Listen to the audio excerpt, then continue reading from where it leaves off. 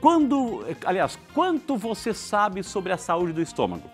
Esse órgão, que faz parte do sistema digestivo, é quem faz o armazenamento e a distribuição dos alimentos que ingerimos e pode ser afetado por doenças muito comuns. Dados da Organização Mundial da Saúde mostram que ao menos 50% da população mundial é atingida pela gastrite, enquanto 25 milhões de brasileiros sofrem com refluxo.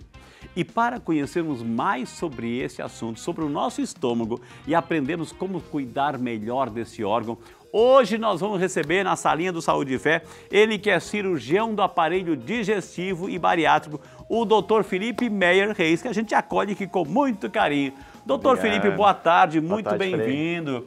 Satisfação em conhecê-lo e recebê-lo aqui, doutor, viu? Eu que agradeço muito o convite, eu espero poder ajudar um pouco nesse dia maravilhoso. Eu tenho certeza. O brasileiro está cuidando do seu estômago, doutor? Na verdade, não muito. Ei, meu Deus do céu. Nessa parte do final do ano, né, que tem aquelas festas do final do ano, chega a ser um pouquinho pior. Então vamos sentar para conversar. Minha gente, doutor Felipe já está aqui com muito carinho. A gente quer bater um papo sobre esta realidade. E você, pergunta, você cuida do seu estômago, a saúde do seu estômago, você já coloca tudo para dentro? A gente vai perguntar um pouquinho sobre essa realidade. Doutor, quando a gente fala do nosso estômago, a gente não pode falar de uma situação só isolada. Ele faz parte de um conjunto da obra, né? Exato. Que é todo o sistema digestório ou digestivo, doutor? Digestivo. Pode-se falar das duas formas, Ok. né? Tanto digestivo quanto digestório. Entendi. Mas esse sistema nosso vai da boca até o ânus, né? Ok. E tem um papel muito importante na nossa vida, né? É considerado hoje até a nossa microbiota intestinal a resposta para uma série de doenças. Entendi. Agora, o doutor Felipe, quando a gente fala assim, então, vem o alimento, né? O alimento a gente ingere, a gente mastiga e aí ele passa por um processo. Até chegar no estômago, ele vai passando por todo esse processo. Exatamente. Qual é o processo que ele vai, doutor? Começa pela boca, né? Ok. Onde a gente tritura os alimentos todos e já começa a ação de algumas enzimas, no caso.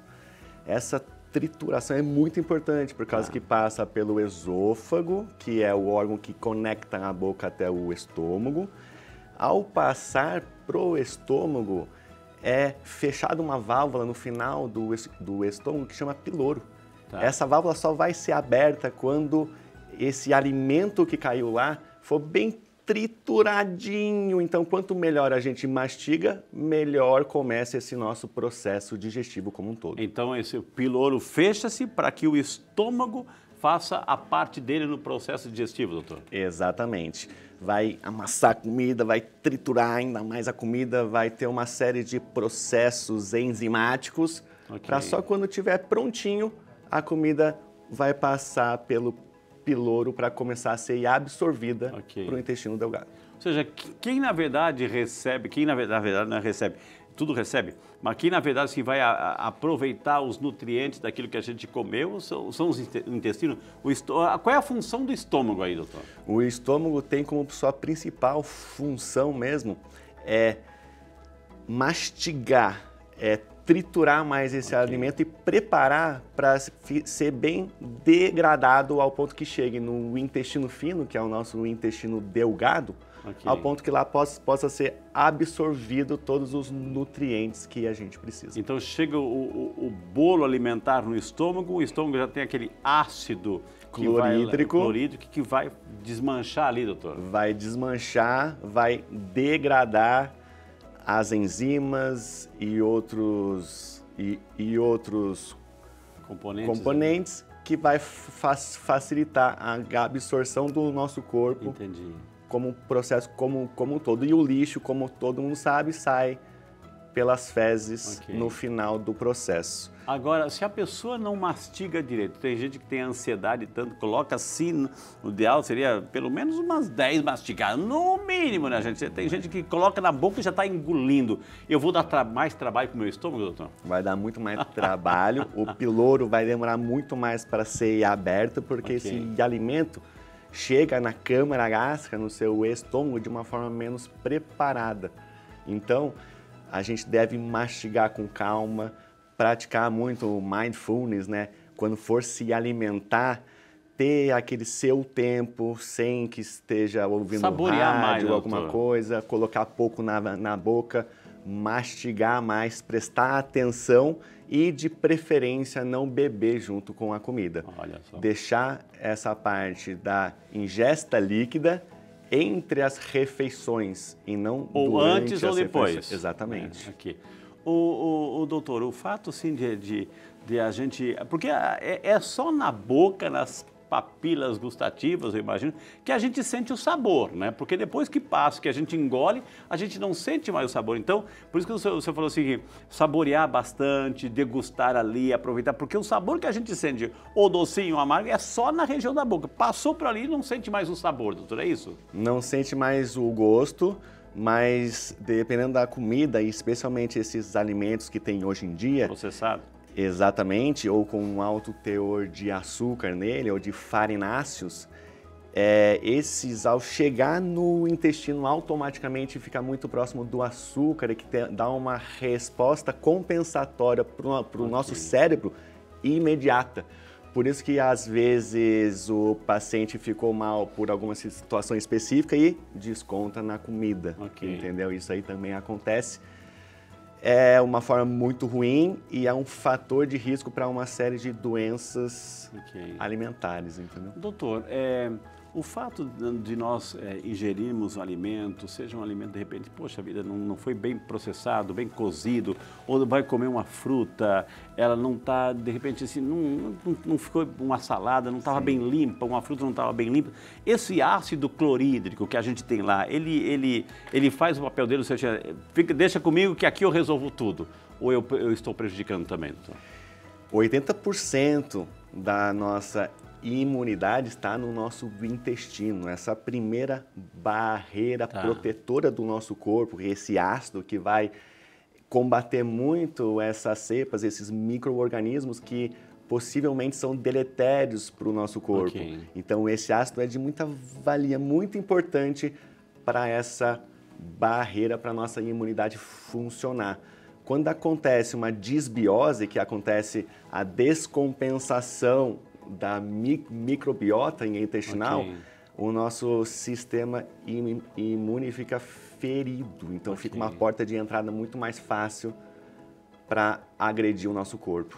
Quando eu estou imaginando aqui mentalmente, doutor, assim, o bolo alimentar chegou no estômago, né? Ele vai lá trabalhar, ele vai jogar ácido clorídrico, ele vai desmanchar, ele vai triturar, ele vai fazer tudo aqui para que chegue assim, o mais leve possível no nosso intestino, para que o intestino possa absorver todos os nutrientes. Agora, esse ácido, que deve ser potente, ele vai ser misturado com o alimento e vai também para o intestino, ou ele fica ali esperando outra comida, doutor? Não, ele vai junto, com a comida, passa pelos 8 a 10 metros de intestino que a gente tem, para poder entrar em contato com outras enzimas digestivas, como a bile ou as enzimas pancreáticas, para conseguir finalizar toda a digestão do alimento ingerido, certo? É muito importante o papel desse ácido, porém a descompensação entre a produção do ácido e os fatores protetores da mucosa gástrica leva ao que a gente chama de gastrite, que pode ser aguda, que é geralmente infecciosa por algum vírus, alguma bactéria ou algum fungo, alguma coisa do tipo, ou pode ser uma gastrite crônica, que tem muito a ver com o estilo de vida, com o paciente que é um pouco mais sedentário, ou o paciente que não liga muito para a parte alimentar, ou o paciente que não tem um sono reparador, que oscila muito emocionalmente. Com isso, a gente consegue ter os fatores de riscos principais para a gastrite crônica. Eu ia chegar na gastrite, eu vou chegar aos pouquinhos, o senhor já adiantou, né? Mas assim, voltando assim, ao líquido, voltando ao ácido clorídrico. O processo foi, a comida foi, está no intestino sendo trabalhada, sendo absorvida para depois ser eliminado, o resto que não serve. Aí o próprio estômago vai criar de novo o ácido, vai criar uma produção de novo, um novo ciclo de ácido clorídrico? Exatamente, tem glândulas no nosso estômago que secretam esse ácido, certo? tem algumas coisas que a gente faz que aumentam a secreção ácida, do tipo comer as coisas erradas, oscilar o humor, ser muito estressado. Existe um nervo vago. O fator emocional também influencia? Influencia diretamente. Existe um nervo que sai da cabeça e vai para o nosso estômago, chama nervo vago. Tá. Quando a gente oscila o humor, está muito estressado, muito ansioso, esse nervo faz aumentar a produção desse ácido, o que os pacientes chamam de gastrite nervosa, mas onde o nome médico é dispepsia funcional, certo? Isso aí é explicado fisicamente. Então a pessoa que está irritada, nervosa, enfim, sabe que está ali produzindo um ácido pior ainda, doutor. Eu acho que todo mundo vê isso quando você vai dar um oi para aquela pessoa que você ama, que você sente aquele friozinho na barriga, né, de fazer alguma coisa nova. Até certo ponto é normal, mas às vezes o excesso dessa oscilação começa a ser prejudicial para a vida do paciente. Interessante. Agora, a gastrite, ou seja, como é que acontece? É a soma de tudo isso? É estilo de vida? É o tipo de alimento que a gente coloca que começa a produzir essa inflamação, doutor? Exatamente. No estômago? É quando tem muito aumento da produção de ácido e a barreira protetora do nosso estômago foi, de alguma forma, agredida, certo? Quais são as coisas que mais acontecem isso? Quando o paciente toma muito anti-inflamatório. Quando toma muito anti-inflamatório, automaticamente essa barreira do estômago fica enfraquecida. Aí o ácido vai lá, corrói, inflama, às vezes chega a gerar até o que a gente chama de úlcera gástrica. Entendi. Que ou a gente pode ver como uma dor forte no estômago, que é quando a úlcera é tão profunda que estoura o estômago, ou a gente pode ver como forma de sangue nas fezes, que a gente chama de melena, que é um sangue digerido, escuro nas fezes, porque sangra da úlcera do seu estômago, mas esse sangue vai ser metabolizado, digerido até sair nas fezes em forma de um aspecto bem enegrecido. A gente tem, doutor, eu vou pedir para o doutor ficar em pé aqui. Com certeza. A gente tem uma imagem de... Isso é úlcera, doutor? Essa imagem aqui. Exatamente. Aqui nós podemos ver uma úlcera bulbar, que é no começo do intestino fino, logo após o que a gente chama de piloro, que é essa válvula que fecha para a comida ser triturada e processada nessa câmara gástrica que a gente chama de estômago. Se não fechasse aqui, daí não daria tempo hábil para as enzimas digestivas poderem atacar todos os alimentos que a gente come. Por isso que é importante não beber enquanto você come, porque se você bebe, essas enzimas vão ser um pouco diluídas e o pH, em vez de ficar 1,5, 2, que é extremamente ácido, vai ser um pouco mais alcalinizado, certo? Gente, isso que ele está falando é muitíssimo importante, porque o estômago aqui já tem o ácido clorídrico, ou seja, já tem um líquido suficiente para triturar. Se você, que é concentrado, que ele foi produzido para aquele momento ali. Agora, se a gente está tomando um suco, ou bebida alcoólica, ou cerveja, ou água, a gente está diluindo com esse suco, ele vai espalhar, ele vai perder, na verdade, a potência que ele tem. E a gente vai ficar mais inchado e pode sofrer consequências. Exatamente, e esse ácido é muito forte, né? Chega a ter um pH de 1,5, 2, quanto que o ácido sulfúrico que vocês conhecem tem o pH de 1,5, 1 a 1,5. Então, assim, é um ácido potente que ele só não faz mal para a gente mesmo, porque a gente tem essa camada que reveste e protege o nosso estômago. Agora, voltando à questão do ácido clorídrico, me interessou muito esse assunto aqui.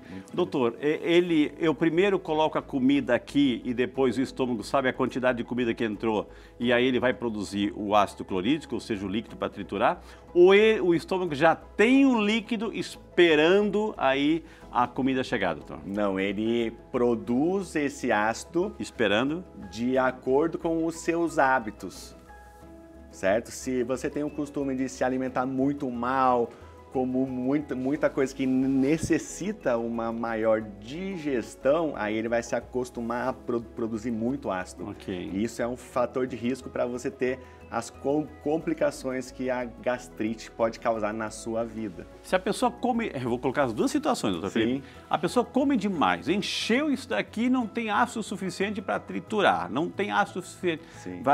Aí vai ter que empurrar. Empurra, mas só que vai ter uma menor absorção desses nutrientes no intestino delgado, que é o intestino fino, certo? Por quê? Porque esse alimento não chega lá muito bem processado. Entendi. Certo? Pelo aumento da ingesta de comida de um dia para o outro. Agora, o estômago a gente sabe que é o músculo. Então, quando você treina esse músculo, ele fica maior. Se a pessoa acostuma a comer muito, a pessoa vai precisar de muito para poder caber e encher esse estômago todo. Agora, o ao contrário também é verdadeiro. Quando acostuma do jeito certo, comendo pouco, o estômago atrofia mais e precisa de menos coisas para poder fazer, para poder completar ele e o píloro abrir para poder esvaziá-lo. É isso que eu ia perguntar. Se a pessoa não tem o hábito de comer muito, Sim. mas ali tem 70% de ácido, a pessoa comer um pouquinho só, vai ter ácido suficiente para detonar aquele aumento ali. E aí o resto do ácido vai junto também, doutor? Não pode ferir o intestino? Não fere, porque logo aqui já entra as enzimas do fígado, que é a bile, e as enzimas pancreáticas, que são extremamente alcalinas. E a gente sabe que ácido e básico é sal e água, né? Então acaba fazendo um aumento do pH logo após passar pelo piloro, certo? Ok. Aqui é uma úlcera. Exato. Aqui, ou seja, uma ferida que pode estourar, que pode vazar, o líquido sangra. E o líquido pode ir para outro lugar, doutor? Pode furar o estômago e cair aquilo que você come no abdômen em si. E isso caracteriza uma cirurgia de urgência. Uau. Tem que ir para o hospital no mesmo dia, porque o alimento que a gente come tem que estar sempre dentro do intestino.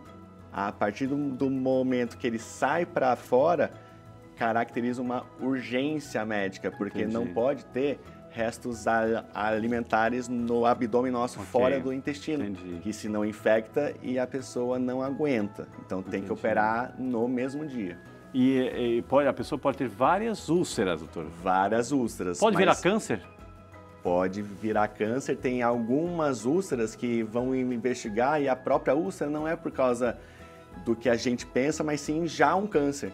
Então, por isso que na endoscopia, essas úlceras, se elas não estiverem sangrando, elas vão ser biopsiadas para a gente descartar essa possibilidade do câncer, que ela existe sim. E o câncer no estômago é uma doença rara. Ok. Como é que eu sei? Não, grave. Como é que eu sei, doutor, que eu estou tendo um processo de úlcera? Ótima pergunta, excelente. Geralmente, vocês chegam no consultório reclamando de uma dor na boca do estômago, de uma sensação de azia, de uma sensação de queimação, estufamento, estômago alto. Vocês falam que come um pouquinho, parece que comeu um touro, assim. Chama-se empachamento pós-prandial. Você come um pouquinho, já estufa. Esses são o quadro clínico clássico de um paciente que tem gastrite, que pode evoluir sim para úlcera. Úlcera ativa, você vai ter uma dor na boca do estômago forte, podendo também cursar com sangue nas fezes ou uma dor abdominal muito forte que vai fazer você procurar o pronto atendimento, com certeza. Agora, doutor Felipe, o fato de você ter essa questão desse quadro todo irritado no estômago aqui, etc. O fato de ter muita gente reclama assim, eu tô com constipação, né? Ou seja, dificuldade de você, vamos sentar, doutor? Evacuar. De evacuar, doutor. Exato. Isso, que sinal é esse? Sinal assim, quando a gente tá com o intestino um pouco inflamado, a gente pode cursar tanto com diarreia, que o povo conhece, quando vai para a praia, come alguma coisa estragada, dá diarreia, mas também pode evoluir com constipação, que é quando prende o intestino, né? Muitas pacientes viajam e reclamam muito disso. Agora, por que acontece isso? Geralmente, porque quando a gente viaja, a gente diminui a ingesta hídrica, então a gente acaba que bebe menos água. Então está associado à hidratação aí, doutor. E a gente diminui o exercício físico e a atividade física, quando você corre, você automaticamente ajuda no peristaltismo intestinal. Okay. Então você ajuda que o seu intestino leve o bolo fecal até o ânus para sair. Agora, se você viaja e não pratica mais o esporte, consequentemente você perde esse estímulo mecânico da evacuação. Também porque quando a gente viaja, a gente come muita porcaria, né? E acaba inflamando, cursando com a constipação. Então, na verdade mesmo, são muitos fatores que levam a isso, né? Nunca é um só.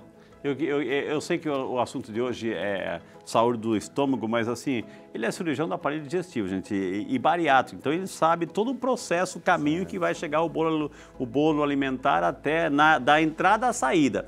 E aí, nesse caso, dificultar da saída, a pessoa vai forçar, doutor? Forçar não pode sangrar, não pode criar quadros de hemorroida. Como é o que fazer nesse momento? Exatamente. Primeiro, hemorroida, ela acontece muito nos extremos das fezes.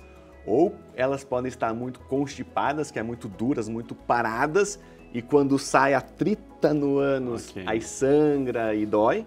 Mas ao contrário também é verdadeiro. Quando as fezes estão muito líquidas, muito diarreicas, elas assam o ânus, inflama a região perianal e também ocasiona a crise hemorroidária, que é aquela bolinha que às vezes sai para fora do ânus, roxa, que dói quando as fezes saem. Então é um quadro muito típico, hemorroida, certo? Agora, quando as fezes estão muito endurecidas e são muito volumosas, grossas, o que pode acontecer também chama-se fissura anal, que é quando as fezes passam pelo ânus e esgarçam, fere o ânus e é aquela ferida de difícil cicatrização. Entendi. Porque o esfíncter anal é um círculo e fica afastando as bordas da ferida, então essa fissura pode se tornar uma coisa crônica. Entendi. E o paciente fica com medo de ir no banheiro, mas quando ele fica com medo de ir no banheiro, menos ele quer ir, mais ele prende, então mais duro fica. Então ele entra num ciclo vicioso que a gente tem que interromper com orientação, medida farmacológica, mudança do estilo de vida, dos hábitos de higiene e às vezes a gente precisa operar sim. Porque pode ser a porta de entrada para bactérias, porque afinal de contas as fezes também têm bactéria para todo lado, né, doutor? É o lugar do nosso corpo onde é mais sujo, é exatamente lá. É o lixo do nosso intestino, né? Tá vendo? Como vale a pena perguntar, minha gente? Como vale a pena? Porque é uma questão fisiológica. Né? Doutor, o estômago, esse órgão tão precioso assim, a gente já viu a gastrite. A gastrite é o único problema que acomete o estômago ou tem outras cositas más? Tem outras cositas mais que acometem o estômago. Dentre elas, a gente pode citar o câncer gástrico, que é o câncer no estômago, que é uma doença grave, certo? Que necessariamente... Tendo ou não gastrite, você pode ter o câncer no estômago, sim. Outras doenças no estômago que você pode ter é a doença do refluxo gastroesofágico, que é quando as coisas que você come passa pelo cano que é o seu esôfago, cai no seu estômago, mas em vez de descer, doutor, volta para o seu esôfago, exatamente como é demonstrado aqui nessa foto. Ele tem que... O que é isso aqui, ó? Essa aqui é a válvula que a gente tem entre o esôfago e o estômago. Essa válvula, quando a comida cai no estômago, ela se fecha. Agora, se essa válvula tem um defeito nela, ou você ingere coisas que abrem um pouco o esfíncter esofagiano inferior, acontece exatamente como a gente está vendo nessa foto aqui, que a pessoa comeu alguma coisa, se misturou com as enzimas digestivas do estômago, que é principalmente o HCl, que é o ácido clorídrico no caso, e esse ácido com a comida, ao invés de passar pelo piloro e ir para o intestino fino, aconteceu exatamente o contrário. Voltou aqui para o seu esôfago E esse ácido aqui no esôfago é muito deletério, por causa que o pH dele é muito ácido. Entendi. E o pH ácido, ele tem que ser do estômago para baixo, não no nosso esôfago, que não foi feito para suportar esse pH. Doutor Felipe, aqui a gente sabe, nós estamos em pé, um processo gravitacional legal, né? Esôfago, estômago, intestino e por aí vai. Isso acontece mesmo estando de pé ou quando a pessoa está, por exemplo, repousando, dormindo, que acontece isso caso essa válvula esteja aberta? Isso acontece mesmo em pé. Uau! A gente sabe que um dos fatores de risco é quando a pessoa come muito e deita, porque daí as coisas voltam pro esôfago no caso. Mas na doença do refluxo gastroesofágico, isso acontece também de forma supina, em pé. Uau. Doutor, nesse sentido assim, ok, a pessoa almoçou e vai descansar um pouquinho, a famosa siesta, vai descansar um pouquinho. Ou seja, tem gente que almoça e já vai dormir, vai descansar um pouquinho. Eu tenho que esperar um pouquinho, pelo menos, para esse processo iniciar, pelo menos, doutor? Principalmente eu falo à noite, onde a gente come e vai direto para a cama. A recomendação mesmo é que se espere 2 horas depois que você come para poder deitar. E se você sofre de doença do refluxo gastroesofágico, que é quando dá aquela azia, queimação, às vezes volta alguma coisa, necessariamente você tem que elevar um pouco a cabeceira da cama, para que a gente crie um ângulo e não piore a sua doença do refluxo. Entendi. Agora, o que acontece se voltando o ácido clorídrico aqui? Queima, doutor? Pode fazer úlceras aqui também ou não? Exatamente, pode acontecer úlceras e pode ferir tanto esse epitélio do esôfago em si, que começa a dar uma esofagite, que é uma inflamação no esôfago em si. Essa esofagite pode ser de forma leve, moderada, grave e é o principal fator de risco para o câncer esofágico. Uau, claro. Então, a doença do refluxo gastroesofágico tem que ser acompanhada muito de perto por um gastro, porque ela é um dos principais fatores de risco para desenvolver um câncer no esôfago seu. Então, ela tem que ser monitorada. E isso é um dos principais motivos para não acontecer a tal da automedicação, que é quando os pacientes têm azia, queimação e já logo tomam aqueles derivados do prazóis. Isso não pode acontecer. Tem que ser visto por um médico e se o médico investigar, descartar coisas mais raras e mais graves, aí sim a gente faz o uso dessa medicação no caso. Por que acontece isso, doutor? Ou seja, porque eu estou comendo coisa que eu não estou mastigando direito, está largando demais aqui, o que está acontecendo? Tem alguns alimentos que você come que já relaxam esse esfíncter, como chocolate, o próprio álcool. Você está dizendo isso próximo do Natal, doutor? Próximo do Natal, E se você gosta de alguém, não dê chocolate, porque é uma coisa altamente inflamatória. Então deu verdadeiro, né? Deu verdadeiro, pelo menos deu verdadeiro, né? Deu verdadeiro. Puro, né? Então chocolates, o que mais? Que pode alargar isso aqui, que pode viciar isso daqui. Uma das principais coisas que alarga isso, na verdade, é uma doença que muitos pacientes nascem com, que chama hérnia de hiato, que é quando o paciente, por um defeito de fábrica lá de quando ele nasceu, já nasce com essa válvula um pouco aberta. Consequentemente, ele vai ter muito mais sintomas que as outras pessoas. Se ele não sabe como lida com esses sintomas todos e não sabe como trata, às vezes é preciso de uma correção cirúrgica para a gente fechar essa válvula que nasceu alargada. Agora, doutor, tem cirurgia para isso? Tem cirurgia para isso, mas é cada vez mais rara. Antigamente a gente operava muitos, hoje em dia os nossos fármacos, que são os nossos remédios, estão muito mais avançados. Então a gente está operando cada vez menos pacientes de refluxo ao longo da história. Ô, doutor Felipe, vamos sentar, por favor? Vamos. Doutor, isso aí é doença de gente grande ou uma criança? Por exemplo, tem quantos pais, assim, pais, presta atenção na pergunta agora, hein? Muitos pais, assim, que a criança vai para a cama, doutor, com um pacote de bolachinha, um pacote de salgadinho, está lá na cama comendo, né? Certo. Isso pode aumentar esse refluxo e também a criança também pode ter todos esses problemas, doutor? Ou é só de gente grande isso aí? Não. As crianças podem ter, os adultos, os idosos, todo mundo pode ter. E não tá só com relação à parte da ingesta alimentar, mas aqueles outros fatores também.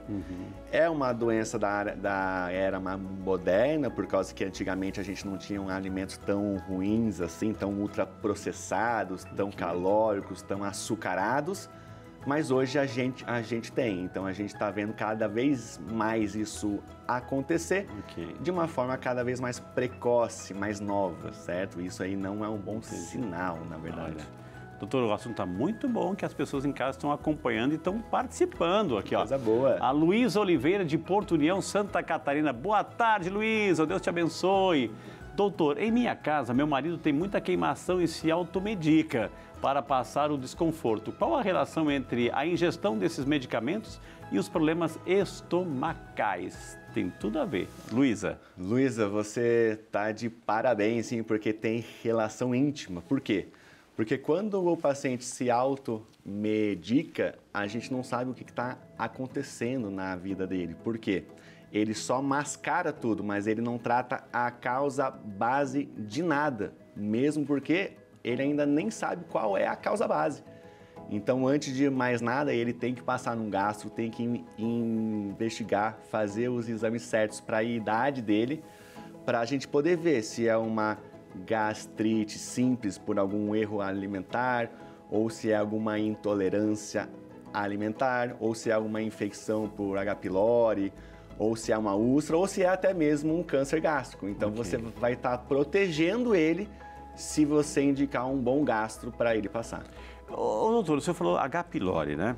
Eu fico imaginando que esse ácido clorídrico é tão potente que qualquer bactéria que chega lá, ele vai destruir, né? Pela potência. Mas ele destrói também o H. pylori ou não? Ou ele sobrevive? O H. pylori, ele é uma bactéria resistente. Danadinha ela, né? Chata. E ela predispõe a uma maior inflamação. Piora o quadro de úlcera, o quadro de gastrite, o quadro de refluxo e aproxima um pouco mais o paciente de uma possível neoplasia. Uau, cria câncer. As condições certas para isso acontecer. O câncer aparecer. Exatamente. Como é que entra lá? Como é que a gente deixa entrar o H. pylori lá, doutor? Infelizmente a gente deixa ele entrar ou num contato pessoal, gotícula de saliva na boca, um aperto de mão, alguma coisa, mas principalmente nos alimentos mal lavados, quando a gente come muito fora de casa, quando a gente quer fugir um pouco da comida caseira mesmo, saudável. A gente está aberto a novas infecções para o H. pylori. Entendi. Hoje a gente sabe que mais da metade da população está infectada pela bactéria, sim, mas a gente trata os casos, sim, sintomáticos, né? Normalmente a gente acha elas quando a gente pede um exame de endoscopia, que a gente pede uma biópsia para que seja feita a pesquisa para a possível bactéria. Estamos assim, doutor, assim, nesse calor terrível, muita gente vai piscina, praia, e lá sempre tem as pessoas que vão ganhar o pão de cada dia, vender as suas coisinhas, que a gente assim respeita, enfim, mas de repente eu comi alguma coisa, nossa, estava lá, estava bonito, gostoso, comi, mas não me caiu bem. Isso pode gerar uma intoxicação, doutor? Pode gerar sim, e é uma das principais causas de hospitalização nessa época do final do ano, onde todo mundo viaja muito, come comida que não está acostumada nos lugares aonde não sabe, não conhece muito bem a procedência. Então aqui vai a dica, pessoal. Se hidratem bastante, saibam aonde vocês comem fora de casa. Evitem comer coisas cruas e lugares que você não conhece muito bem, que assim a gente vai estar te protegendo para uma possível infecção por algum rotavírus, alguma bactéria ou até mesmo uma intoxicação alimentar. Então, sentindo isso, tem que procurar ajuda, doutor, na hora. Exatamente. É muito pior em crianças e idosos, onde eles sofrem mais com a desidratação. O metabolismo é diferente também, né? Exatamente. A gente chama essa doença popularmente de jeca, né, que é uma gastroenterocolite aguda, que é quando a gente vai para a praia, come alguma coisa estragada, alguma coisa assim, e tem basicamente 4 sintomas, né? A diarreia, pode dar náusea ou vômito, pode dar dor abdominal ou calafrio ou febres, assim, sabe? Okay. Quando acontece isso, a gente sabe que quase 100% dos casos se enquadra num quadro de gastroenterocolite aguda, no caso. Quando é criança e idoso, normalmente precisa ir no pronto atendimento para receber alguma hidratação venosa pela veia. No adulto, geralmente quando toma alguns sintomáticos em casa, consegue aguentar dependendo do grau de infecção, certo? Se for por uma bactéria, vírus, alguma coisa, uma infecção alimentar, normalmente precisa de hospitalização, sim. Se for uma intoxicação, que é quando a gente não consome os micro-organismos vivos, mas os produtos deles, aí geralmente pode ser que seja um quadro mais leve, que essa gastroenterocolite dura aí 7 ou 10 dias, o que é o mais usual. E além de, claro, comprar alguma coisa, assim, procedência, enfim, ter muito cuidado com esse sentido, né, a procedência, mas também muita gente leva produto, frutas, etc., mas fica no sol, né, e o sol esquenta, etc., de repente ali, sanduíche, etc., então ali também pode sofrer algum tipo de corrupção, né, aí pode também gerar esse tipo de quadro de intoxicação, né, doutor? Exatamente, e também o aumento do número de pessoas num espaço curto, reduzido, como na praia, restaurantes cheios, isso tudo piora para o índice de contaminação desse rotavírus. Okay. Né? O senhor também é cirurgião do aparelho digestivo e bariátrico. Ou seja, a obesidade, fala um pouquinho dessa relação obesidade, estômago aí, doutor, como é que fica isso? A obesidade por si só é uma coisa que está aumentando muito, mas ela está diretamente associada à inflamação do nosso corpo. Ela já é uma doença inflamatória crônica, então todo obeso está inflamado há muito tempo, Isso por definição. Consequentemente, a resposta metabólica à doença do obeso, elas vão ser muito mais exacerbada.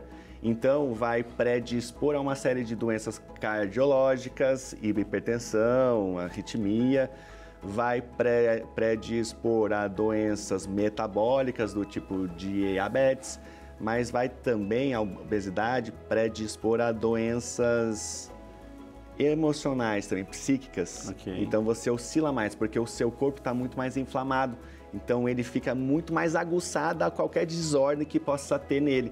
Seu intestino vai funcionar menos, você vai ter uma microbiota muito mais descompensada, que vai produzir menos neurotransmissores, que são enzimas do bem-estar, coisas do tipo. Então, a obesidade já passou da fase de ser uma coisa estética, que nem era no século passado. Hoje a gente sabe que é questão de saúde, não pode ser obeso.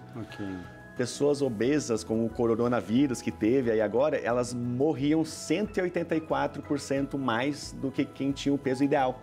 Porque o coronavírus já é uma doença inflamatória, juntava com a doença inflamatória que é a obesidade, acabava que o corpo não aguentava.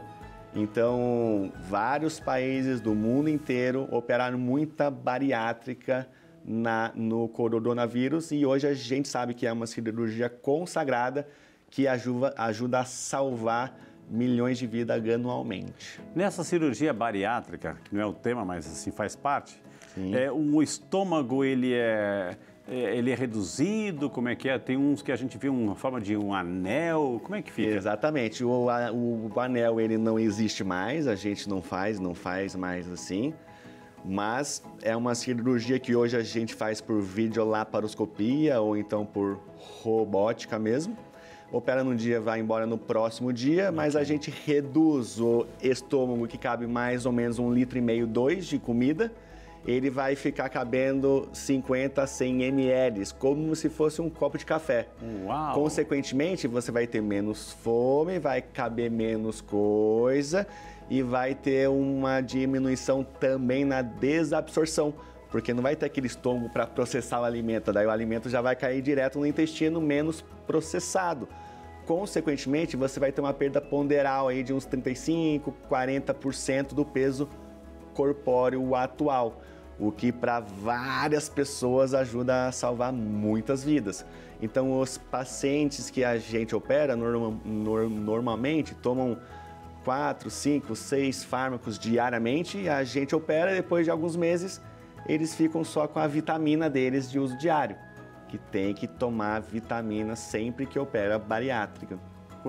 E também tem que ter um acompanhamento, doutor, ou seja, porque não é fácil, vai mudar tudo, ou seja, se não tiver assim, um suporte emocional, psicológico, né, de outros profissionais, a pessoa Exatamente, também se perde, a gente opera os pacientes desde que tenha o acompanhamento multidisciplinar, que chama. Okay. Não basta nada eu operar e eles viverem a vida como era antigamente. Okay. Tem que passar por uma mudança psíquica, tem a fisioterapeuta que reage às partes pulmonares e tem também a nutricionista que vai ensinar o paciente como que vai ser a relação dele com a comida novamente, porque muda tudo, mas é uma mudança muito linda de ver e os pacientes ficam muito gratos. O povo já entendeu que não é pela estética, é pela saúde mesmo. Uma pessoa que opera vive em média 9 anos a mais do que quem tem indicação e não opera. Entendi. Por isso que a cirurgia hoje em dia a gente sabe o quanto consagrada é. Que maravilha, gente, olha. E, de repente, a pessoa, doutor Felipe, ela fez a operação da cirurgia bariátrica, ou seja, se acostumou, mas lá na frente ela começou a exagerar um pouquinho, voltou aos poucos, aí tudo mais. Vai voltar tudo aquilo lá de novo? Não responda, não responda. Doutor Felipe, eu perguntei no bloco passado, a pessoa fez a cirurgia bariátrica, foi indicada, se preparou, está feliz da vida, perdeu peso, enfim, teve acompanhamento psicológico dos médicos, nutricional, tudo redondinho, doutor. Mas lá na frente, né, ou seja, já não tinha aquela frequência dos médicos, enfim, foi relaxando, passou o tempo, e aí começou a exagerar de novo, voltou a comer um pouquinho mais, começou... Primeira coisa, assim, o estômago que foi reduzido, ele vai crescer, ele é elástico, vai crescer e a pessoa pode ganhar todo aquele peso de novo, doutor? Então, o estômago, na verdade, ele não cresce ao ponto de ser o motivo do reganho de peso. Mas o que a gente sabe é que, estatisticamente, 80% das pessoas que operam bariátrica, após os 5 anos, mantém o peso ideal. Porém, 20% chega o que a gente chama de reganho de peso, que é quando o paciente operado, depois de 5 anos, volta a ganhar metade do peso que perdeu. E isso foi estudado. Por que acontece isso? Se a gente opera todo mundo igualzinho, por que 80% dá certo e por que 20% não dá muito certo, dá só meio certo? E foi visto que o principal fator de risco para fazer parte dos 20% é não ter esse acompanhamento multidisciplinar, porque a cirurgia ela é a principal ferramenta para chegar ao peso ideal. Entendi. Mas o que mantém a pessoa lá é a virada da chavinha. É o que a gente chama de MEV, de MEV, que é a mudança do estilo de vida. A gente opera o intestino, não é a cabeça, o cérebro. Por isso que tem que ter esse acompanhamento multidisciplinar com a psicóloga, com a nutricionista, com a fisioterapeuta, o educador físico. Eu sei que vocês pensam que é muita coisa, mas quando vocês atingem a meta, vocês ficam muito agradecidas com relação a isso. Chega a ser as pacientes que mais me agradecem no consultório não é quem eu opero de câncer, não é quem eu opero de pedra na vesícula, de hernia inguinal, é quem eu opero de bariátrica, porque muda como a pessoa se vê, muda como os outros veem ela, muda a relação dela com a vida, a pessoa fica menos inflamada. Na nossa vida a gente não odeia a inflamação, que é o que faz as nossas células gastarem mais, a gente predispõe uma série de doenças, no caso, a gente abrevia a nossa vida, se aproxima de câncer, a gente odeia inflamar. Inflamação, na verdade, é que nem quando a gente dá um soco na parede, que a mão fica inchada, vermelha, doída, você encosta um pouquinho, parece que já encostou muito. Essa é a inflamação, e tudo que faz inflama. Quando a gente respira o ar poluído inflama, quem mora perto de fábrica vive menos em função disso. Quando a gente toma sol na pele, a nossa pele fica rosa, inflama, queima, fica doída, às vezes até dá febre, dá alguma infecção ou até câncer de pele. Agora, onde a gente mais inflama definitivamente é o nosso intestino, porque a gente precisa inflamar o alimento para poder ser absorvido. Cada vez que libera insulina, que é quando o nosso pâncreas trabalha mais, a gente inflama. Então a gente tem que escolher os alimentos certos para inflamar o mínimo possível, para a gente ficar longe das doenças e viver mais com uma melhor qualidade de vida. E um corpo inflamado, gente, dói tudo. Essa dói é a tudo. regra da vida. Perde assim a noção de saúde, um corpo inflamado. Então, a gente inflama comendo mal, né? Fazendo um monte de coisa errada. Infelizmente, a gente não cuida dessa máquina. Cuidamos assim do nosso carro, cuidamos de tantas coisas assim, mas assim, da nossa máquina aí a gente cuida pouco, né, doutor? Cuida pouco e nós somos feitos corpo, mente e essa outra coisinha, Deus. Exato. Chame do que quiser. Essa parte física da alimentação nossa atrapalha a produção dos nossos neurotransmissores e acaba interferindo na nossa parte mental também. Então a gente acaba nos destruindo por um todo, por uma falta de informação.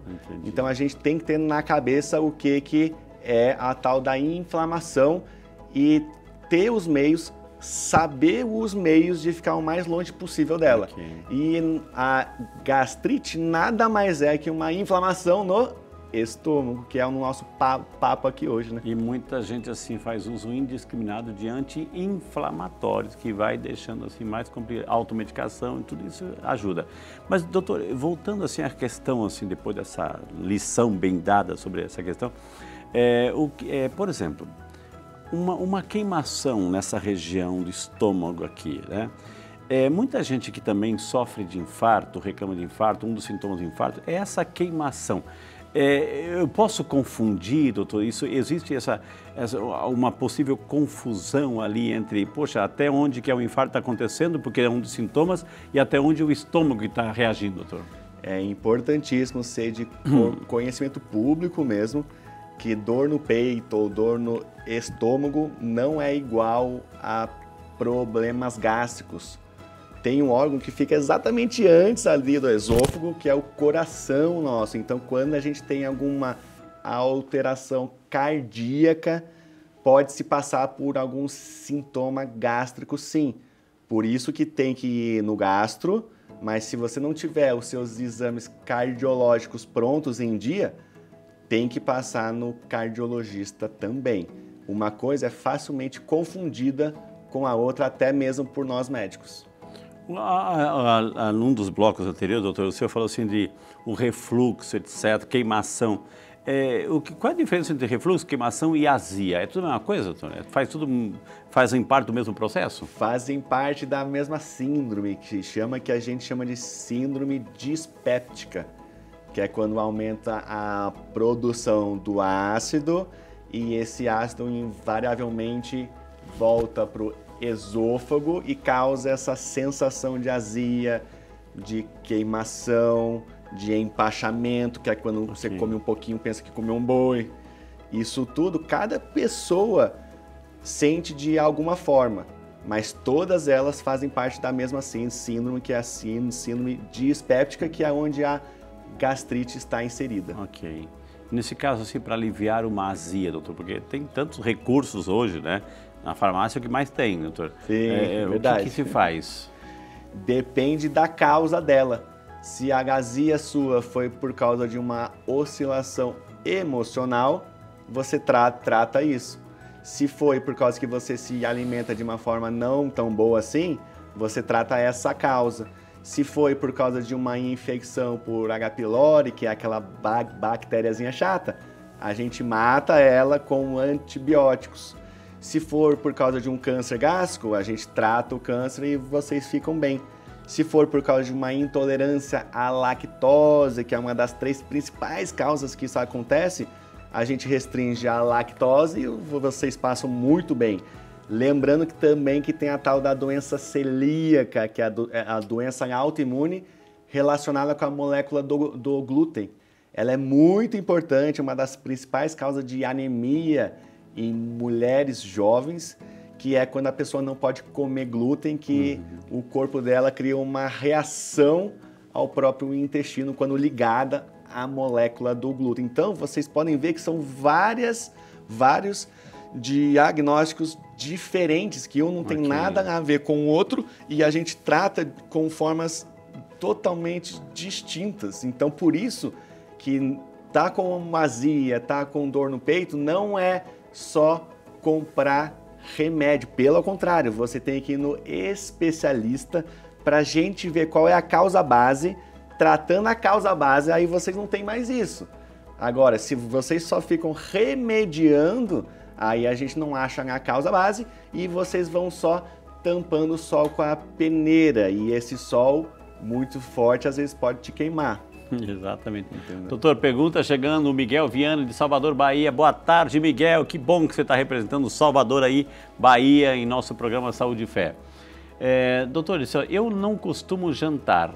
A falta do hábito alimentar noturno pode impactar negativamente o meu estômago? Pergunta o Miguel, doutor. Miguel Viana, Bahia, ótimo estado. Normalmente não. Existe uma lenda que tem que se comer de 3 em 3 horas, que senão o ácido clorídrico começa a afetar muito a mucosa gástrica e dá dor, mas eu sou meio contra esse aspecto no caso, certo? Se você for para tirar uma alimentação do seu dia, escolha a janta com certeza. A gente tem que tomar café da manhã como um rei, né? Almoçar que nem uma rainha e jantar que nem um plebeu. Quase nada, de preferência o mais cedo possível. Porque se eu janto e antes de 2 horas eu me deito, estatisticamente a chance de refluxo aumenta bastante.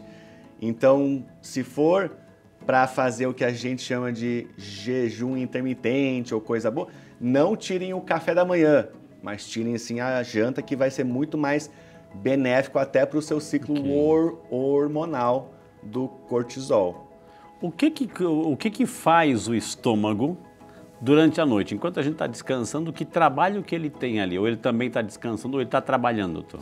Ele trabalha sim, porque todas essas secreções que a gente tira do nosso pulmão e não exterioriza, a gente engole, chega lá no estômago e ele faz a nossa primeira barreira imune, no caso. Então, ele cancela e mata uma série de micro-organismos que vêm da nossa boca ou da nossa via respiratória. E ele prepara também a produção das enzimas que vão ser liberadas quando for preciso, quando você fizer a ingesta alimentar, no caso. Doutor Felipe, quando a gente está assim, almoçando, está tomando alguma coisa, de repente, assim, do nada, vem um soluço. O que é isso? Pode ser ou que você engoliu de uma forma errada e o alimento, ao invés de ir para o esôfago, foi para a sua traqueia, no caso, que é a parte respiratória, ou pode ser que aquele alimento que você comeu foi no seu estômago e voltou um pouquinho. No que ele volta, ele estimula muito o nervo frênico, que é o nervo que inerva o seu diafragma. Esse estímulo faz você ter, às vezes, um soluço, sim. Então pode ser um sinal indireto de refluxo. Mas pode acontecer também um soluço sem passar pela via do alimento? Pode haver, mas daí são mais alterações neurológicas, né? Não é tanta a parte gastrointestinal, mas existe essa possibilidade sim. Existem pessoas ou situações em que a pessoa não produz o ácido clorídrico, doutor, e aí, não tendo ácido clorídrico, como é que vai trabalhar o alimento? Pergunta excelente. A gente produz sim, mas muitas vezes os pacientes se automedicam muito e tomam muito aqueles prazóis da vida. Quem toma muito isso, automaticamente deixa o pH do nosso estômago muito alcalino, muito básico. Consequentemente, a degradação e o metabolismo de algumas enzimas vão ser prejudicadas, diminuindo a absorção de ferro e vitamina B12, principalmente, que terão que serem suplementadas. Então não é bom ficar tomando pantoprazol, ou omeprazol ou derivados diariamente por mais de 3 meses. Assim. Isso aí serve para tratamentos específicos quando excluído outras causas mais graves da sua gastrite, certo? Uma pessoa que infelizmente está se tratando do câncer de estômago, doutor, Sim. E aí a conclusão médica é a retirada total, né, do estômago. E aí o que acontece? Que a gente precisa do estômago, ou seja, vamos pegar um pedaço do intestino e fazer o estômago, como é que é? Exatamente. A gente retira o estômago na maioria das vezes inteiro quando tem algum câncer gástrico e a gente faz uma emenda, uma junção entre o esôfago e o intestino fino. E a pessoa faz o processo da digestão de uma maneira não tão boa, mas suficiente para ter uma qualidade de vida boa. Mas como é que ela vai fazer? Onde que ela vai fazer a vez do estômago? A vez do estômago vai ser pelo intestino fino. O próprio intestino. A gente pega o intestino lá de baixo e liga no esôfago. Só não vai ter o estômago, mas tem outras enzimas também que ajudam na degradação de uma série de substâncias. O intestino não produz o ácido clorídrico? O intestino não produz o ácido clorídrico, mas não precisa só dele para as coisas darem certo, entendeu?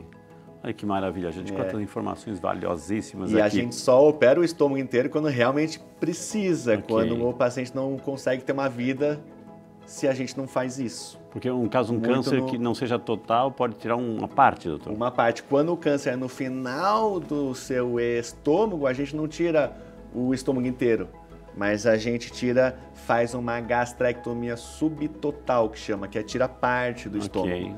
Aí é muito mais benéfico. A parte que sobra tem o ácido clorídrico? Tem o ácido clorídrico e é de muita valia para o processo digestivo como um todo. É ótimo. Doutor, o senhor é cirurgião, conhece tudo do aparelho digestivo, enfim. Então, olhando para a sua câmera, para quem está em casa nesse sábado à tarde, final de semana, que também assim está lá aprendendo, vai cuidar um pouquinho mais da saúde do seu estômago, qual é a nossa lição de casa, doutor? Lição de casa é que a gente tem que aprender a não inflamar. Ficar longe de alimentos inflamatórios, que os 4 principais são o açúcar, o leite, o glúten e o álcool. Se você conseguir evitar essas 4 coisas, você já vai conseguir ter uma qualidade de vida muito melhor. O seu corpo vai começar a te agradecer pelas suas escolhas alimentares. Você vai conseguir ter uma vida com mais qualidade de vida. Fora isso, no sábado, domingo, que os meus pacientes gostam muito do dia do lixo, não pode ser feito o dia do lixo em um dia que você não tenha feito esporte. Precisa primeiro pagar no esporte antes para depois ter direito ao dia do lixo, porque vai ser o dia que você vai ter a maior ingesta calórica da semana. E você quer isso no mesmo dia. Dia do lixo é comer porcaria, é isso? Exatamente. No mesmo dia que você não faz nada, só fica em casa. Não pode ser assim, pessoal. Se for para enfiar o pé na jaca um dia ou outro, esporte antes, depois vocês fazem isso e que isso fique representado nos 10% que vocês fogem da regra. Porque a gente sabe que um estilo de vida, o que a gente chama hoje de fitness, não é moda, é qualidade e sobrevida. Muito bem, gente, quantas informações hoje. Tivemos o prazer de conversar com o Dr. Felipe Meyer Reis, o nosso médico cirurgião do aparelho digestivo e também bariátrico, né?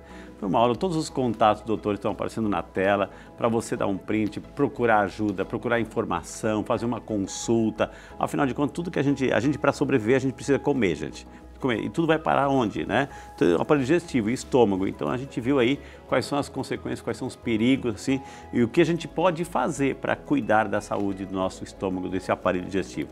Doutor, muitíssimo obrigado. Foi um prazer recebê-lo, doutor. Eu tenho certeza que quem está em casa está aplaudindo aí de tantas informações valiosíssimas que o senhor nos compartilhou conosco hoje, viu? Fico muito feliz e alegre de ter ajudado pelo menos um pouco a vida dos outros. Porque a audiência do programa e a TV Aparecida como um todo é fantástica, doutor. Em rede nacional são milhões de pessoas. Assim. Ótimo, então, que coisa a gente colabora um pouquinho com essa informação, qualidade de vida, viu? Perfeito, eu agradeço muito.